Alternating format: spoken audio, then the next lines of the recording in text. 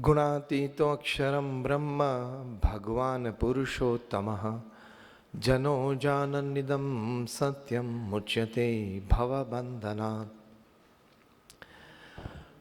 With prostrations at the divine feet of Bhagavan Swami Narayan, my Guru Hari, Param Pujya Pramukh Swami Maharaj, and my Pragat Guru Hari, Param Pujya Mahant Swami Maharaj, my heartiest Namaskar, Jai Shri Krishna, Jai Shri Ram, Jai Swami Narayan, and a very good noon to all the participants of the 48th refresher course on direct taxes. It seems all energetic noon to be in the midst of tax people, because you are helping the nation grow. And as our Prime Minister, Honorable Shri Narendra Bhai Modi, has envisioned to make India a developed country by 2047, a very important part is being played and will be played by you people. So I must thank you on behalf of the common people.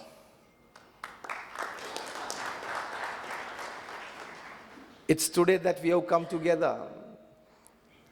It is sort of an accident. My good friend Hinesh, he said that when you are coming all the way to Raipur for an event in the evening, we have at the indoor stadium there, why can't you just drop in for half an hour, 40 minutes at our place? I said, okay. And so we are together today. Very happy to learn about the theme of your conference. And it has been my fortune since last more than 25 years that I've been with accountants, that is chartered accountants or company secretaries, more than 100 times on various different occasions at various different places and various different countries as well.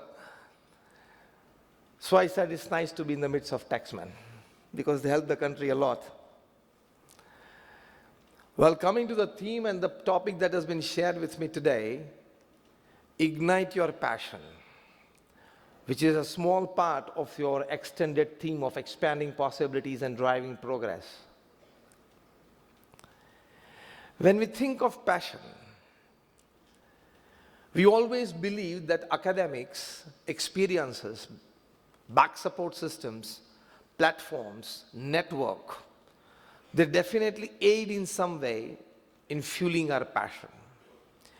Definitely passion originates from within, but these are the factors that support it, create a foundation for it, and fuel it.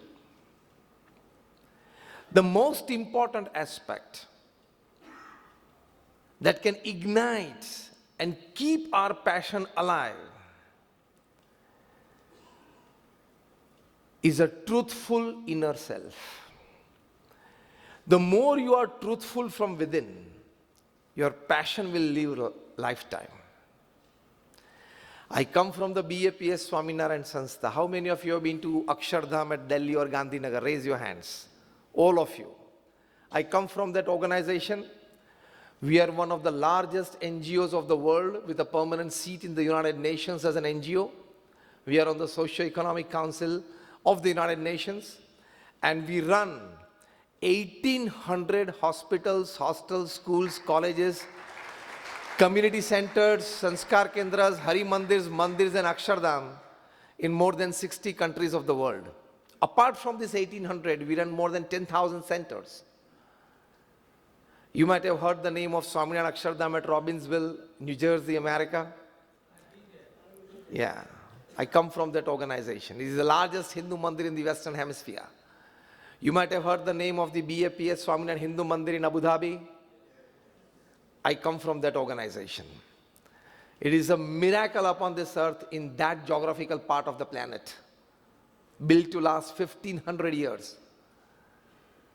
And just about like 15, 20 days back, we inaugurated the largest Hindu Mandir in the Southern Hemisphere, in Johannesburg. And just about a week back, our Guru Hari, Mahant Swamiji Maharaj, did the Bhumi Pujan of Swami and Akshardham on 140 acres of land in Melbourne, Australia. And tomorrow, Sunday, he will inaugurate a 5,000 sitting capacity as phase 1 of our Akshardham in Sydney. And he's 92. We as saints, we are directly involved in the administration, management, HR of our organizations. So we know what is administration, we know what is management, we know what is HR. It's not that I've read a couple of books and read a couple of articles and come to you to speak to you. And I finished my engineering way back, 33 years back. I finished my engineering in 1991. So I'm a man of science and a man of spirituality both, because I'm a saint since last more than 33 years. So I talk from logic and faith both. Igniting your passion, academics does play an important role. Your experience, know-how platforms does play an important role. More importantly, truth from within. If you are truthful to your own self, telling yourself every day in the morning before you get out for work, I cannot do anything wrong in my life. That pride will ignite your passion and will keep igniting and will make it live till the last breath of your life. Nothing else helps and nothing else works. We have seen in our organization. So we need some change from within. I read a book during the Corona times. I would suggest that book to all you professionals. The title of the book is Still Power, S-T-I-L-L, Still Power. And it has been written by Garrett Kramer. The author, out of all his discussions and interactions and conversations with professional people, and out of all the guidance that he has suggested to professionals and even amateurs in this book, he has designed a wonderful formula. I want to share that formula with you, which is directly related to this and my talking today. Formula is wonderful. If you don't remember anything in my speech, take back home in your heart and head this formula. And the formula is performance is equal to potential minus internal interference. Extraordinary formula. But you need to read the whole book to understand this formula. You need at least 5-10 hours of good lecturing on this to understand this formula.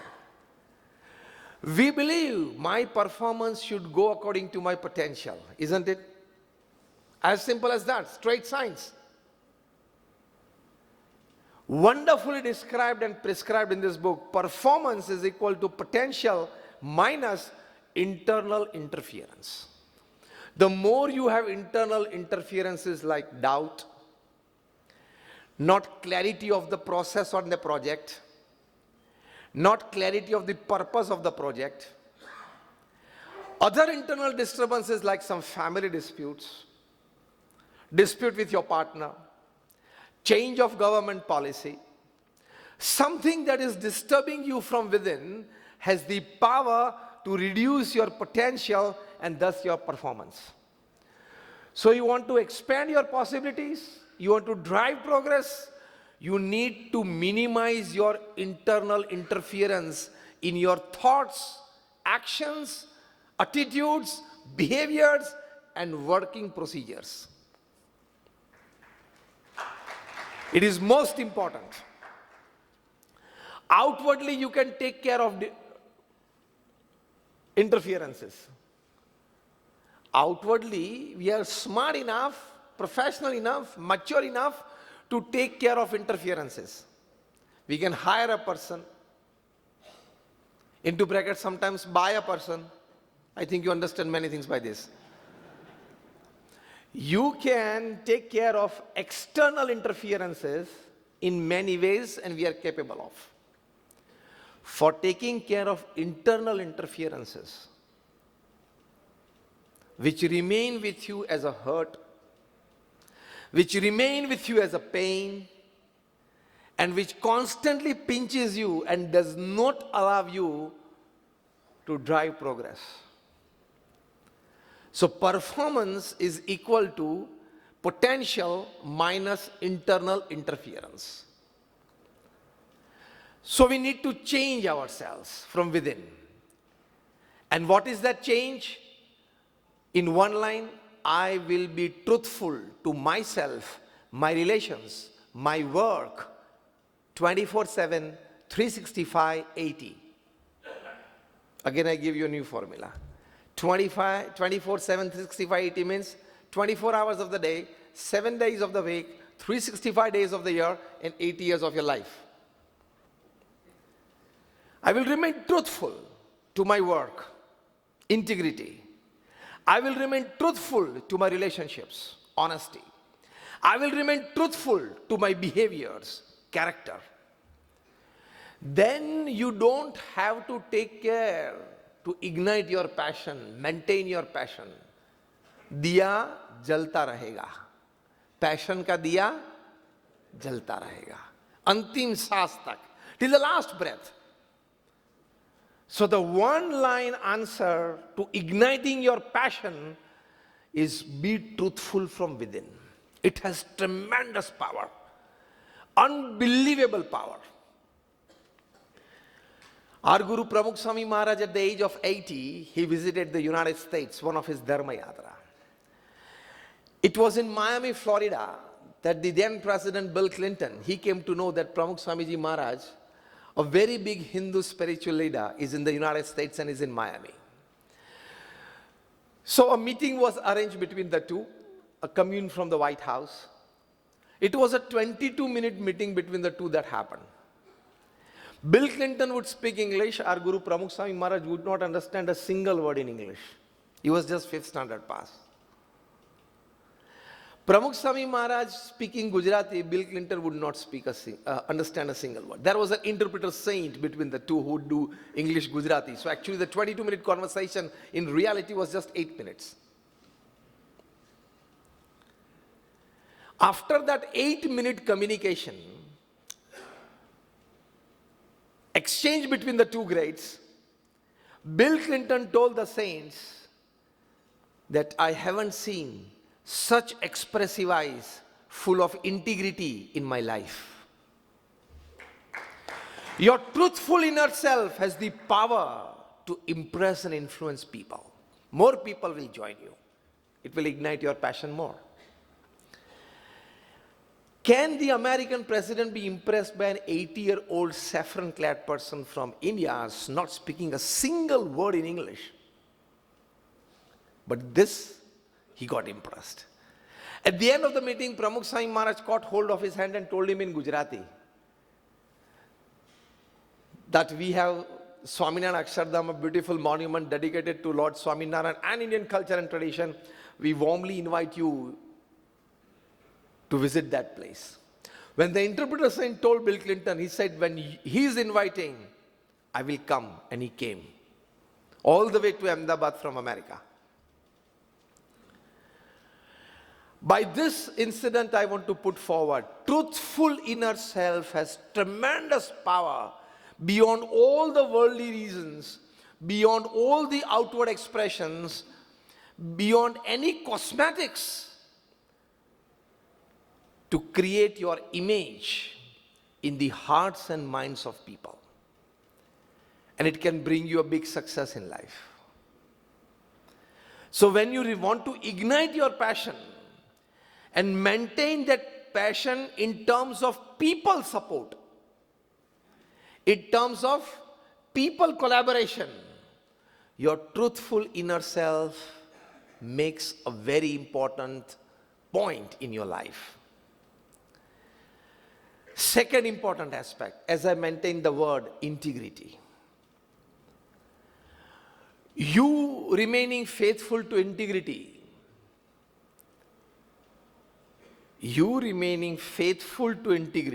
lifetime, and your passion will remain live lifetime.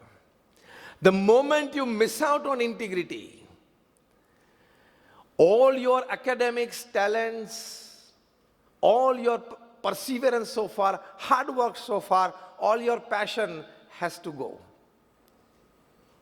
You will feel depressed. You go into a state of anxiety. You go into a state of stress and you lose everything in life. The passion will die because you have committed some unethical practice at your workplace. The moment you do, even when you are not caught for it, your inner self starts dying. First it decays and then it dies. And if you are caught for some unethical practices, your lifetime passion is gone because your post, position and power is gone. Are you getting what I'm talking? Because your post, position and power is gone, the fourth P is also gone, passion. Then nothing remains with you. So remain true to your inner self. I cannot do anything wrong in my life. Repeat with me what I say. I cannot do anything wrong in my life. Tell yourself, repeat this sentence at least 5 times before you get out of your bed in the morning. And see your passion getting charged every day in the morning. The other way around. If you lose out somewhere on your basic fundamental principles of work and relationships, that is life. As I said, everything goes. With the fourth P, passion also goes. How many of you have heard the name of Steve Smith? Raise your hands if you have heard the name of Steve Smith. Everybody. He's a cricketer from Australia. And he announced his retirement just a couple of days back after Australia lost to India in the ICC. Way back in 2018, Steve Smith was the captain of Australian cricket team. I'm talking according to newspaper reports and court proceedings thereafter. Australia was touring South Africa. 4th test match, 4th day at Cape Town, tea time. Steve Smith goes that I think we'll lose this match. If this match progresses the same way, by tomorrow tea time, Australia would lose this match. But we don't want to lose, so he calls his opening batsman, David Warner. David, I think we'll lose the match. David says, yes, the way it is going, tomorrow tea time, we'll lose the match. But we don't want to lose, so some unethical practice. Put this figure on the front page and put this figure on the last page. Some unethical practice. So they call one of their playing 11 cricketer. Carry a sandpaper in your pocket when we go back into the field. We'll take the new ball. We'll station you at mid-on, so all the balls after they're hit anywhere on the ground by the batsman when it is to be given back to the bowler at the start of his run-up, you will. Before you give to the bowler, get the sandpaper out of your pocket and rub it against the ball a few times, again put it back. So by 8-10 overs, you keep rubbing on one side of the seam. So at the end of like about 8 to 10 overs, one side of the seam of the ball will be dull and rough, other side would be shining and polished. So the reverse swing will start. And Australian quickies bowling at 85, 90 miles per hour deliveries. And they get the advantage of reverse swing with the new ball. It becomes a BrahMos missile for the batsman. And it so happened, South Africa started losing wickets. Everybody from the officials to the team, back support team, in the people in the stadium were surprised. What's happening? And more importantly, those who knew cricket well, they were surprised that with the new ball, at just 8-10 overs into the new ball, and the Australian quickies are bowling superb reverse swings. Once while this guy was bringing out that sandpaper from the pocket and rubbing, CCTV camera caught it. The audio-visual team saw the replays 3-4 times before checking out, yes, he has something is rubbing against the ball. They called the match referee. Let's see this video. The match referee says, yes, This is something unethical that he's doing. Ran into the ground, match referee has the power, he stopped the play and called Cameron Bancroft out. What are you doing? Cameras were on. Put your hand inside your pocket, get it out. What do you have inside? Nothing, nothing. When he put his hand inside his pocket and brought the sandpaper out after confessing, he got in a state of fear. He said, okay, I did it, but actually my captain asked me to do it, so I did it. Match referee again goes on the ground, called the captain out. Steve Smith was called out. He had to confess. He said, actually, I devised the plan, but was executed by David Warner. Called David Warner out. So all three were out. And they were like, they all confessed. So the South Africa Cricket Board called Australian Cricket Board that your three players have done something wrong, immediately come in. At that time, the Prime Minister of Australia was Mr. Malcolm, who was a cricket fan. So the ACB put it into his office that this has happened. So the Prime Minister personally called them and said, immediately go to Cape Town and the guilty should be punished. They came down, they interrogated their players, they confessed, and they put a 1-year ban on all three immediately. So Australia played the last day of the test match with 8 players. They lost the match by more than 350 runs. Next, 5th test, they also lost by more than 300 runs. Cameron Bancroft was so shocked that from that day he left cricket and became a yoga teacher. Steve Smith and David Warner, they had to play ordinary domestic cricket. Now the important part of the story lies here. 6 months after this happening, Steve Smith was asked to appear on primetime Australian TV by a live show. He appeared and he was asked a straight question, the first one right on his face. Why did you do this? You are the captain of a World Cup winning team. You are a world-class batsman. Your world records to your name. Why did you do this? Steve Smith had nothing but tears in his eyes. He begged pardon from the people of Australia that because of me, you all had to look down. But then he said 2 sentences, which is most important for us. I could see that you have a piece of paper, a book, and a pen. I would suggest these 2 sentences, what Steve Smith spoke, that all of you write. If you keep this in your organization, not your but the entire organization's passion will go down. And if you avoid these 2 things, your passion and everybody's passion will remain ignited lifetime. First sentence that Steve Smith spoke, that a culture has developed in Australian Cricket Board, win at all costs. A culture has developed in the Australian Cricket Board, win at all costs. The moment you develop this culture in your organization, that is the start of the fall of the organization. And all passion to work and all passion to be in the midst of people and society goes into drain. Second sentence that Steve Smith spoke, that the officials that tell us, that is the officials that tell the players, we don't pay you to play, we pay you to win. This is a dangerous culture in any organization. Do you agree with me or not? Raise your hands if you agree that this is a dangerous culture for any organization. First culture, win at all costs. Second culture, we don't pay you to play, we pay you to win. You don't remain truthful to your inner self. Your conscience gets hurt because you have cheated your conscience. And that will drain you of the energy to work and relate with people.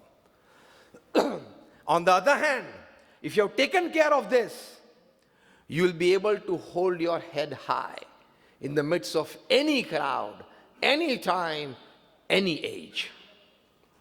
And I think this is the biggest achievement of life, isn't it? If we are able to hold our head high in the midst of any crowd, any time, at any age of ours, that is the biggest achievement as a human being and as a professional.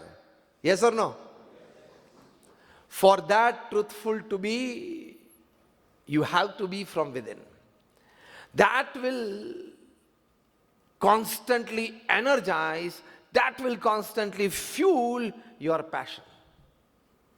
Passion to work, passion to create, passion to relate with people, passion to give something to the society. I've been talking since 25 years on national, international platforms. I've not charged a single penny for my talks in 25 years. I speak selflessly for the benefit of people, groups, associations, and society. Today also I have not charged a single penny. Inesh bhai, am I right? I'm a saint. I have to give selflessly to the society. My Guru Pramukh Swami Maharaj and Mahan Swamiji Maharaj has asked me to do this. So I'm doing it selflessly. In the last 15 days, this is my 10th state and 17th city of talking. And still you can see the passion. And still I'm going to address a big crowd of more than 10,000 in the indoor stadium at evening 5 p.m. That too selflessly, yeah? Not charging. So you people have no reason to come to me because I don't have any income, so you don't have any reason to come to me. All the saints of BAPS, we don't have bank accounts, we don't keep money, we don't touch money. The biggest force for passion people consider is money. Yes or no? Give me a louder one. Yes. The biggest force for passion people consider is money. And we don't have or keep or touch money. Still, can you see a bit lesser ounce of passion on my face than yours? What does that prove? More than money, to ignite the passion is your truthful inner self. When you want to give something selflessly, that power of passion is n times bigger than when you want to cash out from your passion. When you want to cash out from your passion, maybe there is a passion. This constant money has the power to ignite your passion. But when you decide to give selflessly, tremendous passion. Our Guru Pramukh Swami Maharaj has single-handedly created 1,300 institutions of social service. 1,300 hospitals, hostels, schools, colleges, community centers, sanskar kendras, mandirs and akshardham in a span of 45 years. And that too his age from 51 to 95. Because he started his career at 51, because he became the guru of this organization in 1971 at the age of 51. So his first project was at 51. His 1,300th project was at 95. In a span of 45 years, Pramukh Swami Maharaj created 1,300 institutions of social service at an unbelievable average of gifting an institute of social service to the society every 15th day of his life. Anytime that we are, or even when today I'm talking to you, we have 40 to 60 such international projects in the pipeline. Only then you can inaugurate one at every 15th day. Imagine getting the land and completing the construction and legally clearing all the papers and then dedicating that institute in the service of society, and you're getting the right kind of people to run that institute. All those charity institutions are running perfectly even today. A 5th standard pass person, Pramukh Swami Maharaj. But his passion, his words, in the joy of others lies our own. In the good of others lies our own. In the progress of others rests our own. These were the 3 sentences that he had made his own. Rather, it was a Hridayamrit.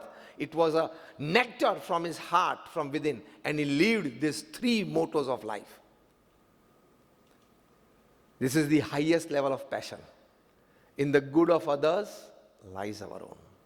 So when you go to office, you just have to change your attitude.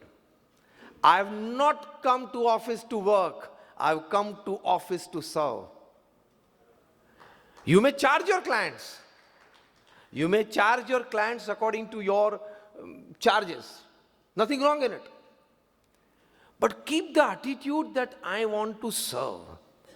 I want to help. I want to enrich individuals in society through my profession. That attitude can ignite the passion.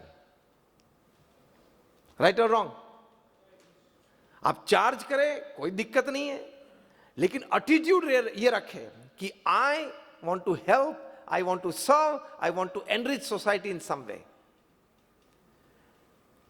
That is the power to keep your passion ignited lifetime.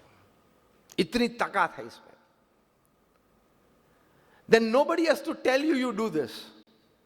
Your inner self will guide you. So being truthful from within has a tremendous power to keep your passion alive. Third and the last thing, the more your belief and faith in Dharma and God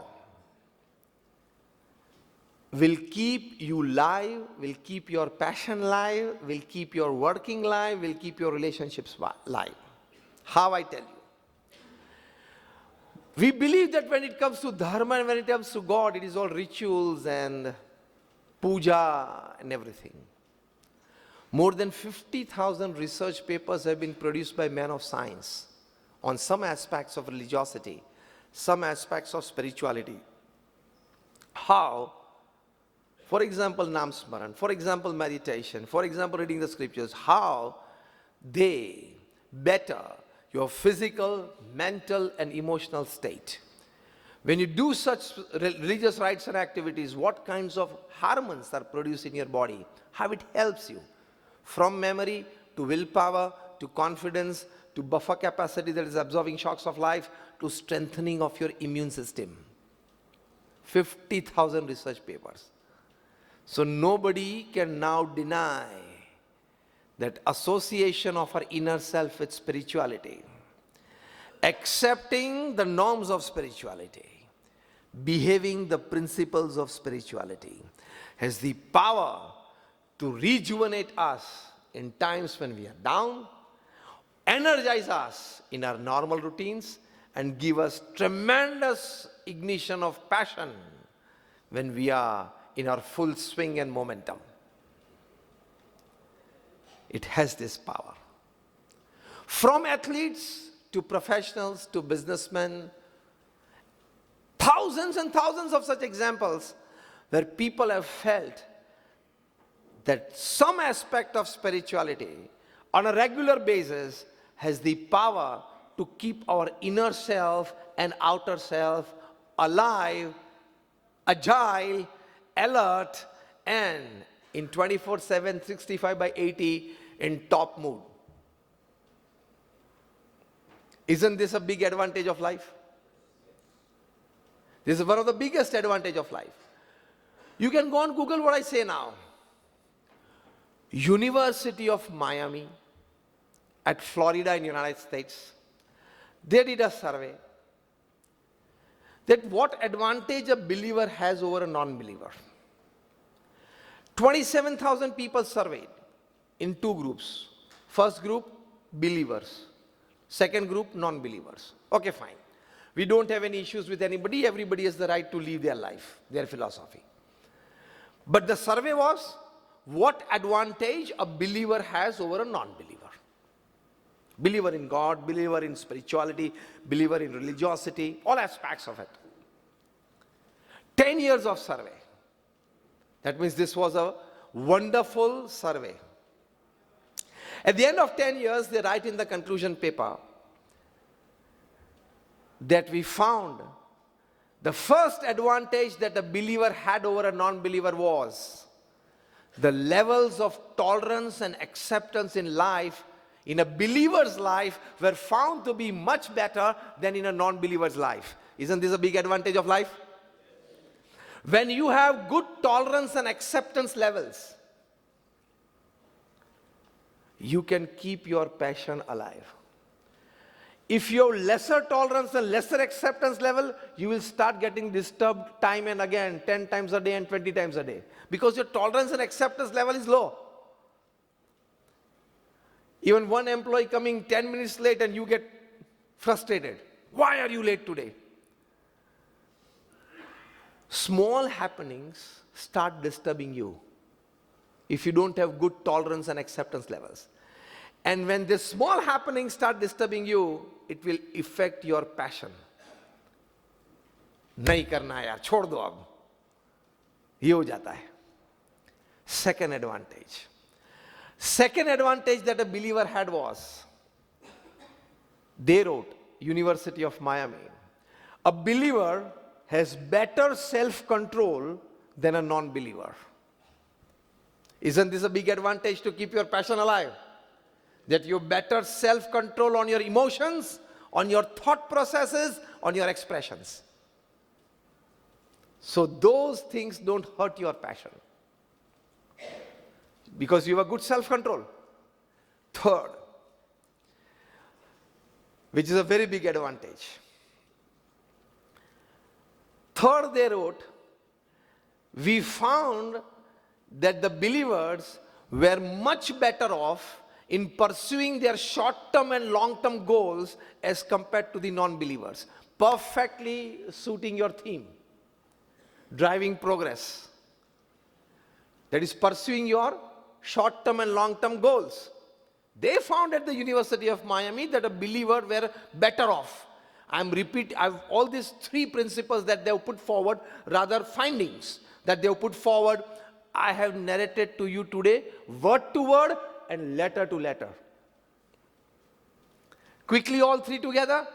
First advantage the believer had over the non-believer was tolerance and acceptance levels in a believer were found to be much better than a non-believer. Second, a believer had better self-control than a non-believer.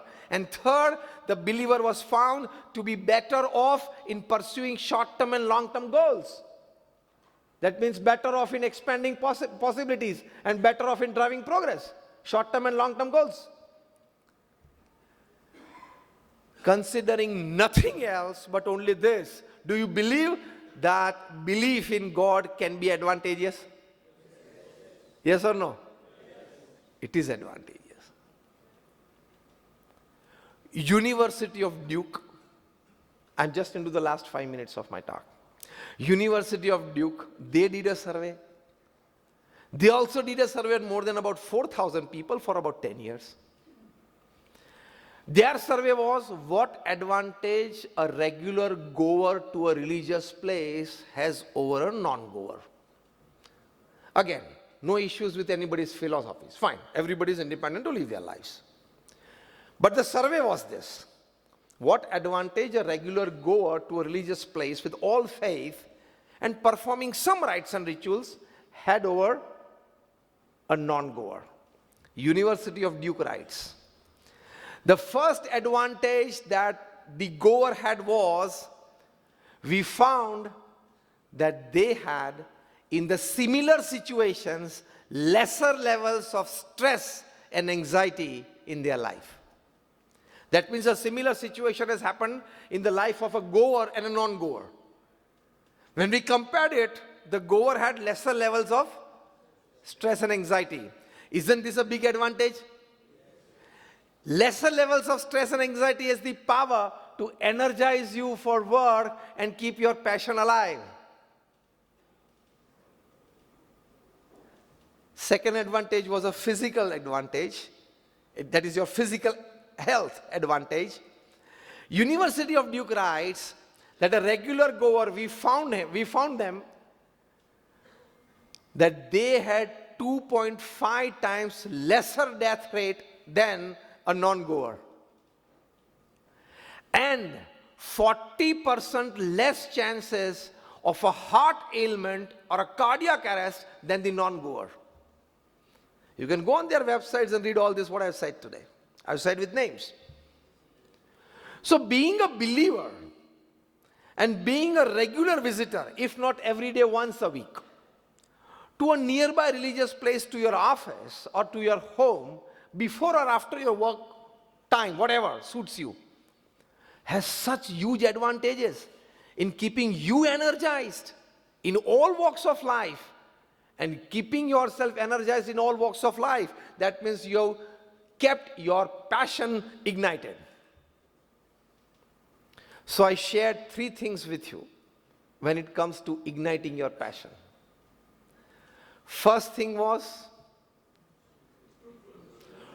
inner truths. Be truthful to your own self, to your relations, to your work. Never ever cheat your conscience.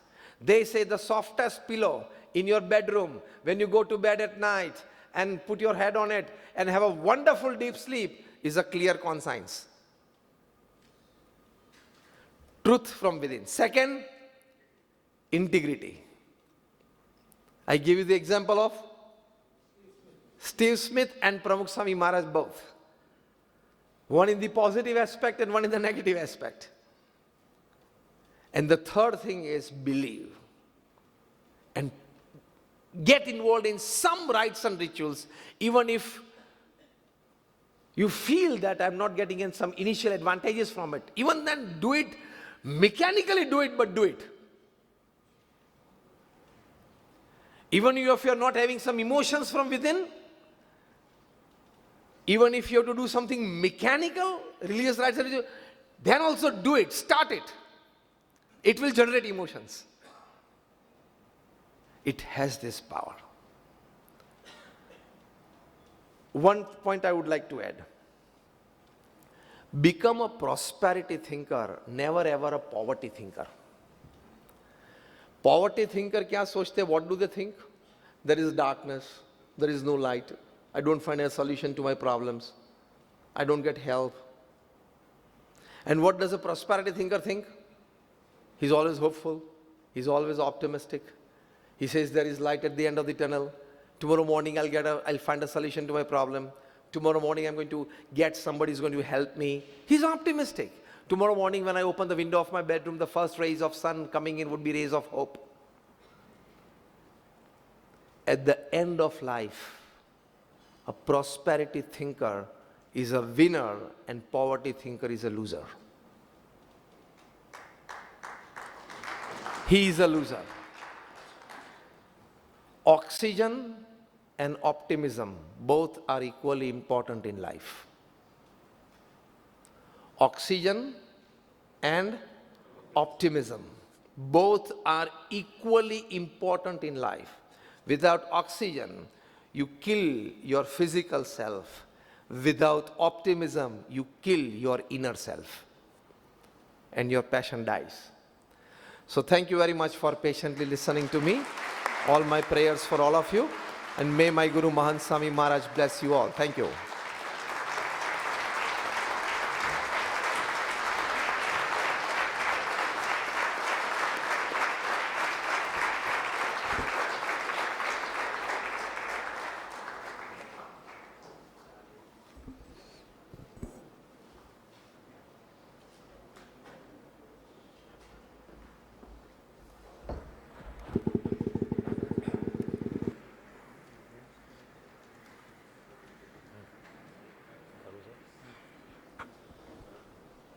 We invite a couple of questions if anyone wants to ask Swamiji.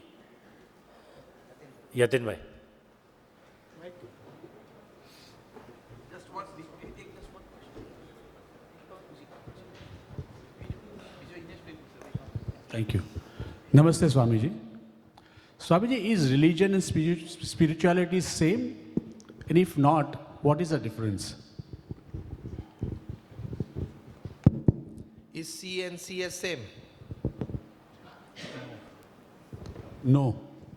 My answer is also no. So what is the difference, Swamiji? Spirituality and religiosity are two different things. Spirituality is basically understanding and belief. Religiosity is performing rites and rituals. The modern trend, the over-secular trend, is that I am spiritual, but I am not religious. This is the modern trend in the youngsters. You can never become spiritual without being religious. I I'll prove this by logic in 2 lines, just in 2 lines. My question to you all is, can you be academically qualified without going to a school, having a teacher, and having textbooks? Give me a yes or no. Everybody will say no, nobody will say yes. You can never be academically qualified without going to an institute of education, without having textbooks, and without having professors, teachers. Isn't it? Academical qualification is like spirituality. And regular going to school, attending classes, taking tuitions, textbooks, and professors is religious rites and rituals. What is school to academics is mandir to spirituality. What is teacher to academics is saints and dharmacharya to spirituality. What is textbook to academics is Gita, Bhagavad, Upanishad to spirituality. So as you cannot be academically qualified without going to a school, having teachers and having textbooks, you can never become spiritual without going to mandir, reading the text, sacred text, having saints, listening discourses. It is as simple as that. So the two are quite different. I think I tried best to satisfy you. Thank you. Swamiji, last question. Yesterday you had a talk on inner peace and outer success. Yeah, they are in Mumbai. In Mumbai yesterday. I'm just curious about the topic, what you gave yesterday. Just maybe in 1 or 2 lines you can just give brief about the topic you took up yesterday. Actually, today's occasion is propped up from that. I put a message to Hinesh that if you can join in, that is the evening session when I'm talking. He said, I'm in Raipur. I said, I'm coming to Raipur tomorrow. He said, then come and attend our conference. So instead of me getting him to my place and my venue and my talk, he got me here. This makes him a CA.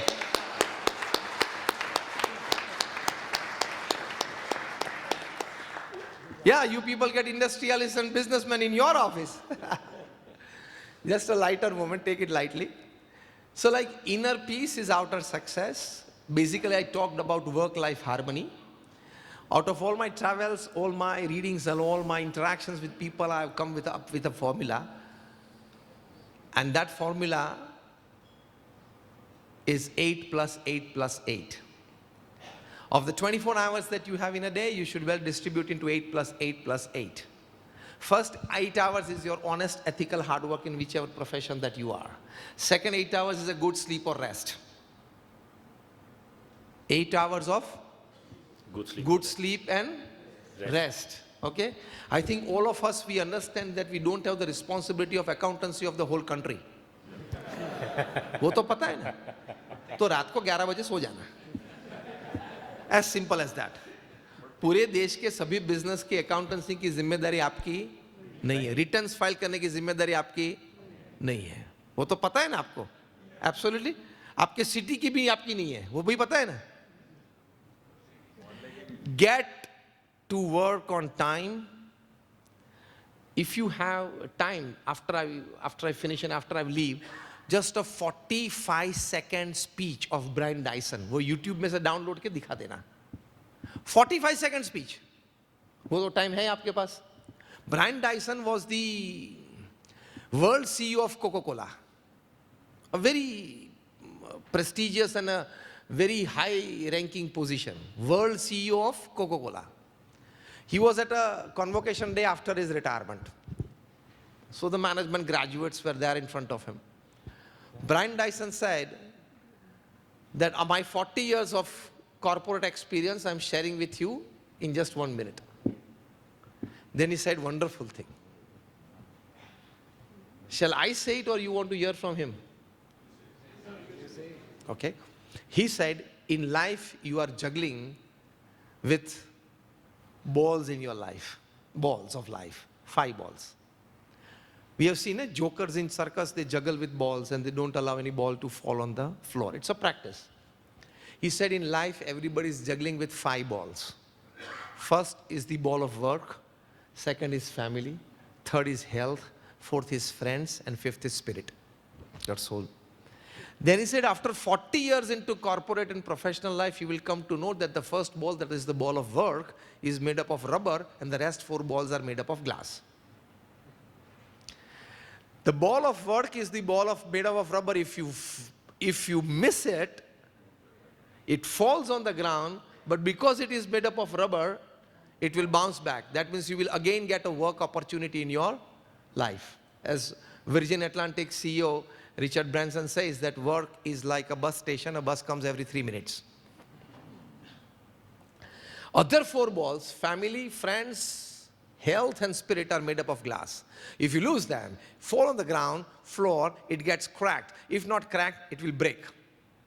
But it will not remain the same again. So the final sentence he spoke, so get to work on time, work effectively during your working hours, and get back to your family on time. मैंने परसों एक podcast में बोला है, वो आएगा, बोलते हैं ना लोग 80-hour work week, 90-hour work week, समझ गए ना? 95-hour work week. मैंने बोला it is total nonsense. Why? Simple reason in one sentence. If God wanted us to just work upon this earth, He would have given us just brains and ideas, not heart and emotions. I gave this reason for this 80-hour, 90-hour work week की जो कथा चल रही है, कि अगर भगवान को हमें काम ही करवाना था इस पृथ्वी पे और कुछ नहीं, एक भाई सब तो 95-hour work week के बोला है, then God would have given us just brains and ideas. But God has given us heart and emotions as well. Isn't it? You have a boss in office, you have a family back home. You have to attend to both. So take good sleep, rest for 8 hours. And third 8 hours are most important. I have written this first chapter in my book, which will be recently published by Penguin in a week's time. The first chapter is this, 8 plus 8 plus 8. Third 8 hours is 3F, 3H, and 3S. 3F is family, friends, faith. 3H is health, hygiene, hobby. And 3S is your soul, service, and smile. In these 9 departments, your third 8 hours of the day, of course into fragments, should pass. Then it is a well-lived, balanced life. You enjoy inner stability and peace, and outer success is yours to be. Thank you.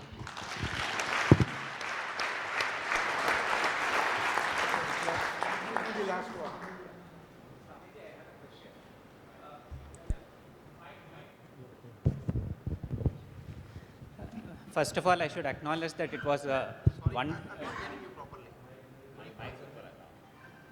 Swamiji, I should acknowledge that it was a wonderful session hearing you share the insights of how to ignite our passion. I have a question in the context of whatever you have actually explained to us. Many times when I'm hearing these lectures, I find that there are so many concepts that are given to us that even to keep practicing it in our regular life, when there's so much of distraction around us, it becomes such a challenge to pursue those practices. Like you mentioned that every day in the morning we should get up and keep pronouncing that that I'm not going to make a mistake in my life. So continuously, if you have to sustain it, is there one single formula that reminds me throughout my day of when I'm working through the day, that continuously reminds me and helps me stay connected with it, so that I really can achieve that purpose? Most of the time, I find that yes, the few moments when I'm listening to a lecture or hearing watching a video like this, there is this adrenaline rush that makes me feel. I got your point. I got your. So you want one formula that you can keep yourself telling every day throughout the day that can solve all your distractions. Yeah. I got your.